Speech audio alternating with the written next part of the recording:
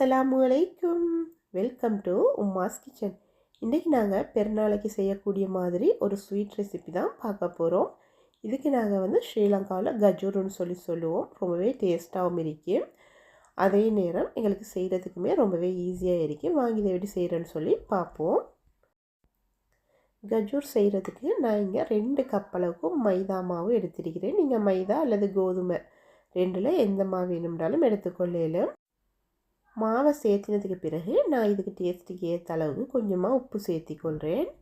உப்பையும் சேர்த்து உப்பையும் மாவையும் இதை மாதிரி ஒரு முறை நல்லா கையால் ரெண்டையும் மிக்ஸ் பண்ணி விட்டு எடுத்துக்கொள்ள வேணும்.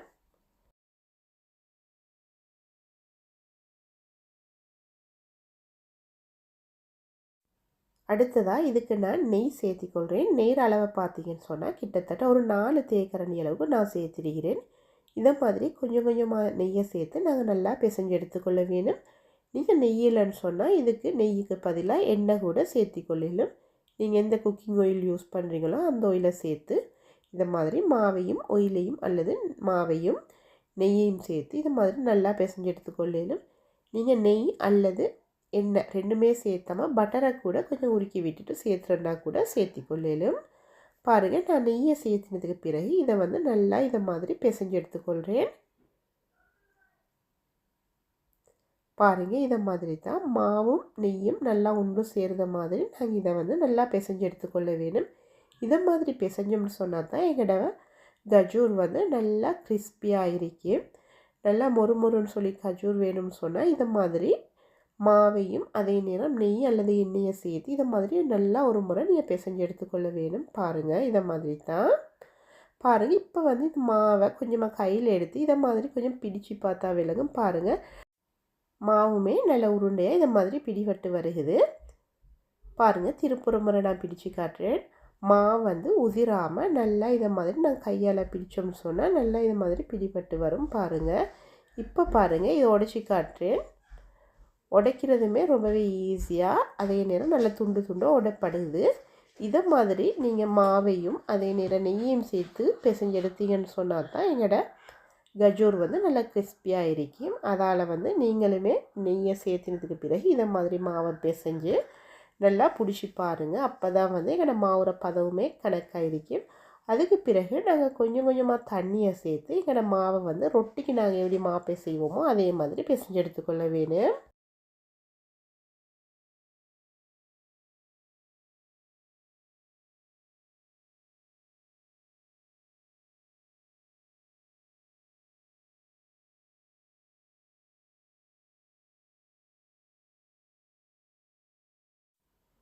மாவை பிசைஞ்சதுக்கு பிறகு நான் கவுண்டர் டாப்பில் போட்டு இதை மாதிரி கொஞ்சம் ஒரு 2லிருந்து 3 நிமிஷத்துக்கு நல்லா நீட் பண்ணி எடுத்துக்கொள்கிறேன். அப்போ தான் எங்களோட மாவு நல்லா சாஃப்டாக வரும்.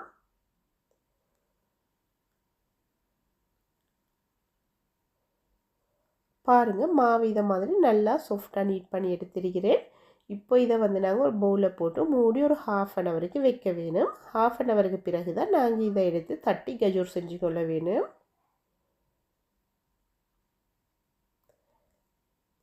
நாங்கள் காயாமல் இருக்க வேணும்னு சொன்னால் மேலால் இதை மாதிரி கொஞ்சமாக நெய் அல்லது எண்ணெய் இதை மாதிரி எல்லா பக்கங்களுக்கும் மாவில் தடவி விட்டுட்டு கூட பவுலில் போட்டு மூடி ஒரு 1/2 அன் ஹவருக்கு வச்சு எடுத்துக்கொள்ளலும்.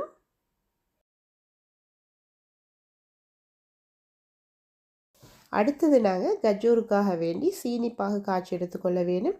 நான் எந்த கப்பால் மாவு எடுத்தினோ அதே கப்பால் 1.25 கப் அளவுக்கு சீனி எடுத்திருக்கிறேன். பாருங்கள், சீனி எடுத்த அதே கப்பால் 1 கப் அளவுக்கு நான் தண்ணி சேர்த்திக்கொள்கிறேன். தண்ணியும் சேர்த்தினதுக்கு பிறகு ஒரு 4 ஏலக்காய் எடுத்து தட்டிட்டு அதையும் இதில் சேர்த்திக்கொள்கிறேன். சேர்த்தினதுக்கு பிறகு கரண்டி எடுத்து இதை மாதிரி நல்லா மிக்ஸ் பண்ணிவிட்டு சீனி கரையும் வரைக்கும் கரண்டியாலே மிக்ஸ் பண்ணிவிட்டு எடுத்துக்கொள்ள போகிறேன். இதுக்கு இந்த பாகுப்பதமும் தேவையில்லை. ஆனால் ஒரு பிசுபிசுப்பான பதம், அதுவும் திக்கான ஒரு பிசுபிசுப்பான பதம் வரும் வரைக்கும் நாங்கள் இந்த சீனியை காய்ச்சி எடுத்துக்கொள்ள வேணும்.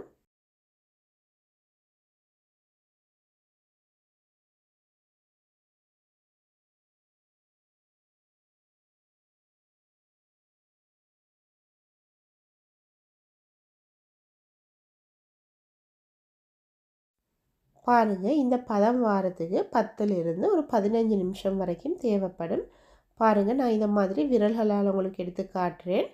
நல்லா திக்கான ஒரு பதத்தில் இருக்குது பாருங்கள். நல்லா கையில் ஒட்டக்கூடிய மாதிரி இருக்குது கையால் பிடிச்சி பார்த்தா.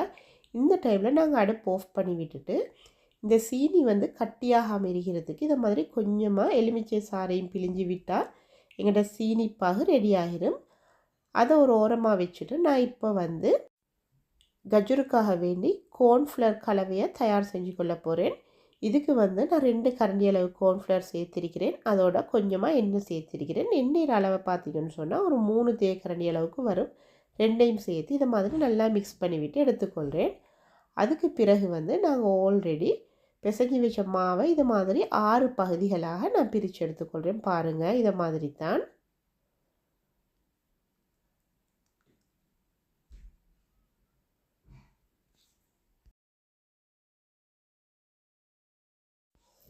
இப்போது இதை வந்து நாங்கள் ஒவ்வொரு ரொட்டிகளாக தட்டி எடுத்துக்கொள்ள வேணும்.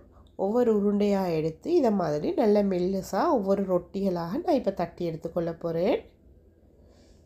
இப்போ நாங்கள் வந்து எங்களோட ரோலிங் பின்லேயும் அதே நேரம் நாங்கள் தட்டுற கவுண்டர் டாப்லேயுமே கொஞ்சமாக எண்ணெயை தடவிக்கொள்ள வேணும். அப்போ தான் நாங்கள் தட்டுற டைமில் ஒட்டாமல் இருக்கும். பாருங்கள், இதை மாதிரி எண்ணெயும் தடவிட்டு நான் இந்த ரொட்டியை வந்து நல்லா மெல்லுசாக எந்த அளவுக்கு பெருசாக எங்களால் உருட்ட முடியுமோ அந்த அளவுக்கு உருட்டி எடுத்துக்கொள்ள வேணும்.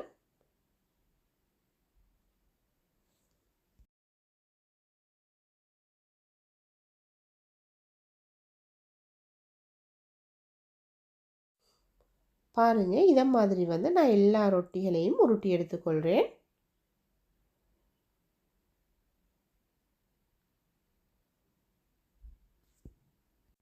நான் இங்கே மொத்தமாக 6 ரொட்டி தட்டியிருக்கிறேன். அதில் 3 ரொட்டியாக சேர்த்து தான் கஜ்ஜருக்கு வந்து லேயர்களை ப்ரிப்பேர் பண்ணி எடுத்துக்கொள்ள போகிறேன்.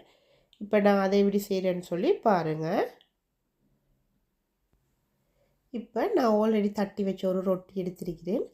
அதுக்கு மேலால் நாங்கள் ஆல்ரெடி கரைச்சி வச்ச கோர்ன்ஃப்ளவர் கலவையை இதை மாதிரி பூசிக்கொள்கிறேன். எல்லா பகுதிகளுக்குமே படக்கூடிய மாதிரி நல்லா பூசிக்கொள்ள வேணும்.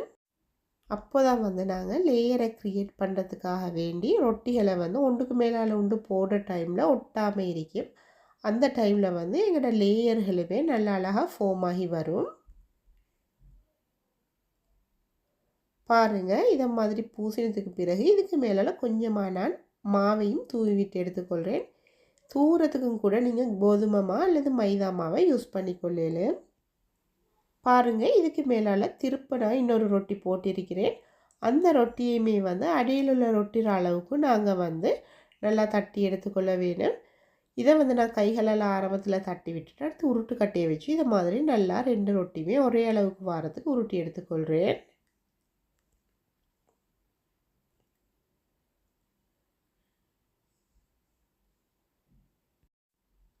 அதுக்கு பிறகு வந்து நான் அதுக்கு மேலாலையுமே இந்த மாதிரி கோர்ன்ஃப்ளவர் கலவையை பூசிக்கொள்கிறேன். அதை பூசினதுக்கு பிறகு அதுக்கு மேலாலையும் கொஞ்சமாக இதை மாதிரி மாவை தூவி விட்டு எடுத்துக்கொள்கிறேன். அதுக்கு பிறகு 3வது ரொட்டியையும் போட்டு அதையுமே ஒரே அளவாக வாரத்துக்கு இதை மாதிரி தட்டி எடுத்துக்கொள்கிறேன். பாருங்கள், 3வது ரொட்டியை போட்டதுக்கு பிறகு இதை வந்து நல்லா எந்த அளவுக்கு எங்களால் மெல்லுசாக தட்டலுமோ அந்த அளவுக்கு நல்லா தட்டி இதை மாதிரி ரொட்டியை வந்து நல்ல ஒரு பெரிய ரொட்டியாக உருட்டி எடுத்திருக்கிறேன். பாருங்கள், இதை மாதிரி நல்லா தட்டினதுக்கு பிறகு நல்லா என கைகளாலையுமே இதை அட்ஜஸ்ட் பண்ணி விட்டு எடுத்துக்கொண்டேன். பிறகு வந்து இதுக்கு மேலாலையுமே நாங்கள் வந்து கோர்ன்ஃப்ளவர் கலவையை இதை மாதிரி பூசிக்கொள்ள வேணும். நீங்கள் வந்து கட்டாயம் இதுக்கு கோர்ன்ஃப்ளவரையும் எண்ணெயை மிக்ஸ் பண்ணி தான் பூச வேணும்னு சொல்லியும் இல்லை. ஜஸ்ட் இதுக்கு மேலால் நீங்கள் நான் கோர்ன்ஃப்ளவர் கலவையை எப்படி பூசினோ அதே மாதிரி எண்ணெயை பூசி விட்டுட்டு அதுக்கு மேலாலையுமே மாவை தூவி எடுத்துக்கொள்ளலாம். பாருங்கள், நான் இதுக்கு மேலாலையும் மாவை தூவி விட்டுட்டு நல்லா டைட்டாக இதை வந்து இப்படி உருட்டி எடுத்திருக்கிறேன். உருட்டுற டைமில் நல்லா இறுக்கமாக உருட்டி எடுத்துக்கொள்ள வேணும். பாருங்கள், இதை உருட்டி விட்டுட்டு எல்லாத்தையும் ஒரே அளவான துண்டுகளாக வாரத்துக்கு நான் இதை மாதிரி வெட்டி எடுத்துக்கொள்கிறேன்.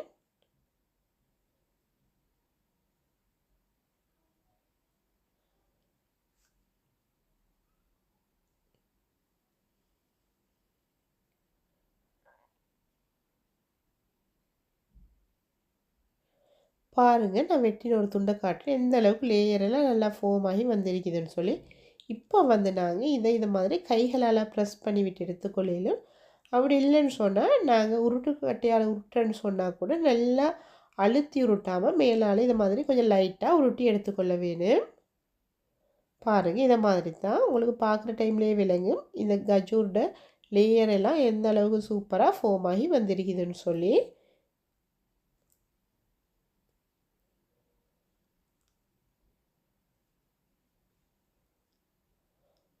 பாருங்கள், உங்களுக்கே பார்த்தா விளங்கும். இதை மாதிரி தான் நீங்கள் தட்டி எடுத்துக்கொள்ள வேணும். நல்லா அழுத்தி தட்டக்கூடாது. இப்போ வந்து இதை நாங்கள் பொரிச்சு எடுத்துக்கொள்ள வேணும். எண்ணெயை நல்லா கொதிக்க வச்சுட்டு எண்ணெய் நல்லா கொதித்ததுக்கு பிறகு நாங்கள் எங்களோட தட்டி வச்சிருக்கிற கஜூர்களை போட்டு பொரிச்சு எடுத்துக்கொள்ள வேணும். பொரிக்கிற டைமில் வந்து நாங்கள் எங்களோட அடுப்பை லோ ஃப்ளேம் அல்லது மீடியம் ஃப்ளேமில் வச்சு பார்த்து பொரிச்சிக்கொள்ளுங்க. ஹை ஃப்ளேமில் வச்சு பொரிச்சிங்கன்னு சொன்னால் கஜூரு வந்து மேலால் வேகும், உள்ளுக்கு வேகாது. உள்ளுக்கு பச்சையாக அப்படியே மாதிரி இருக்கும். அதால் நீங்கள் பொரிக்கிற டைமில் ரொம்பவே கவனமாக இதை பொரிச்சிக்கொள்ள வேணும். நல்லா கோல்டன் ப்ரௌன் வரத்துக்கு இதை மாதிரி பெரட்டி விட்டு லோ ஃப்ளேமில் வச்சு பொரிக்கிறது ரொம்பவே நல்லது. அப்போ தான் வந்து உள்ளுக்குள்ளே எல்லாமே நல்லா பொரிப்பட்டு வரும். பாருங்கள், இதை மாதிரி எல்லா பக்கங்களையும் பெரட்டி விட்டு நல்லா கோல்டன் ப்ரௌன் வரத்துக்கு பொரிச்சு எடுத்துக்கொள்ளுங்க. பாருங்கள், எங்களோட கஜூரு வந்து எவ்வளோ நல்ல அழகான கலரில் கோல்டன் ப்ரௌனுக்கு சூப்பராக பொரிப்பட்டு வந்திருக்குது. இப்போ இதை வந்து நாங்கள் இந்த மாதிரி சூட்டோடையே எண்ணெயை வடிய வச்சுட்டு நாங்கள் ஆல்ரெடி காய்ச்சி வச்சு அந்த சீனி பாகில் போட்டுக்கொள்ள வேணும். சீனி பாகு வந்து ஆறு இருந்தாலும் பிரச்சனை இல்லை, இல்லாட்டி லைட்டான ஒரு சூட்டில் இருந்தாலும் பிரச்சனை இல்லை. சீனி பாகு வந்து நல்லா அதிகமான சூட்டில் இருக்கக்கூடாது. ஆனால் எங்களோட கஜூரை வந்து நாங்கள் எண்ணெயிலிருந்து எடுத்ததுமே எண்ணெயை வடிய வச்சுட்டு இதை மாதிரி போட்டுக்கொள்ள வேணும். போட்டதுக்கு பிறகு இதை மாதிரி ஒரு கரண்டியால் இந்த கஜூர்களை வந்து 2 பக்கங்களையும் பெரட்டி விட்டு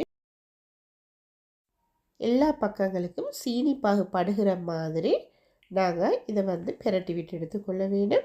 கிட்டத்தட்ட இதை வந்து நாங்கள் 30 செகண்ட் அளவுக்கு இந்த சீனி பாகில் வச்சா போதுமானது. மிச்ச நேரமெல்லாம் ஊற வச்சு எடுக்கணும்னு சொல்லி அவசியம் இல்லை. பாருங்கள், இதை மாதிரி வந்து நான் எல்லா கஜூர்களையும் பொரிச்சு எடுத்துருக்கிறேன். பொரித்து சீனி பாகில் போட்டுட்டு எல்லா பக்கங்களுக்கும் இந்த சீனி பாகு படுகிற மாதிரி பெரட்டி விட்டு எடுத்துக்கொள்கிறேன்.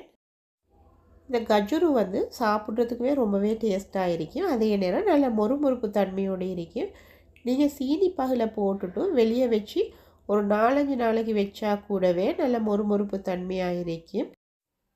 இப்போது எங்களுக்கு ஹஜ்ஜி பெருநாளுமே கிட்டவாகி கொண்டு வருகிறது. நீங்களுமே ஏதாவது ஸ்வீட் செய்யணும்னு சொல்லி நினச்சிங்கன்னு சொன்னால் இந்த ஸ்வீட்டை கூட உங்களுக்கு ட்ரை பண்ணி பார்க்கலாம். நல்ல மொறுமொறுப்பு தன்மையோட ரொம்பவே டேஸ்ட்டாக, அதே நேரம் ரொம்பவே ஜூஸியாக எங்களோட இந்த கஜூர் இருக்கும்.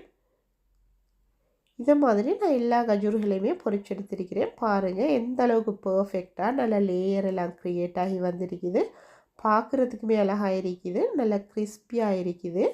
டேஸ்ட்டுமே ரொம்பவே நல்லா இருக்குது. நாங்கள் இதுக்கு நெய் சேர்த்தினதால நெய் வாசனையோட ரொம்பவே நல்லா இருக்குது. உங்களுக்கு இந்த வீடியோ யூஸ்ஃபுல்லாக இருந்தால் உங்களோட ஃபேமிலி ஃப்ரெண்ட்ஸ்களோட ஷேர் பண்ணிக்கொள்ளுங்கள். இன்ஷா அல்லாஹ் இதே போல் இன்னொரு வீடியோவில் சந்திக்கலாம். அது வரைக்கும் அஸ்ஸலாமு அலைக்கும்.